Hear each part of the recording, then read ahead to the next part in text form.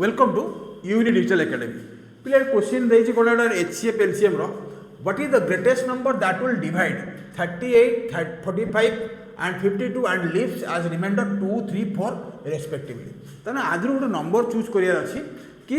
जदि एथिरे डिवाइड हुए पुनी ग्रेटेस्ट होबा दरकार डिवाइड हुए तो रिमाइंडर 2 3 4 रहइबो तो बेटर होचे 2 रिमाइंडर रहइबो माने केते डिविजिबल होबो ना 36 रे एथिरे केते रिमाइंडर रहइबो ना 3 रहइबो माने 45 - 3 केते ना 42 अच्छा 52 रे डिवाइड हो माने 4 रहइबो रिमाइंडर दैट मींस 48 तो बेटर होची ए तीनटा कर एचसीएफ काई भाग करे तो 5 केबे होबोनी अच्छा 4 रे तो ये कटुनी 4 रे 42 कटुनी अच्छा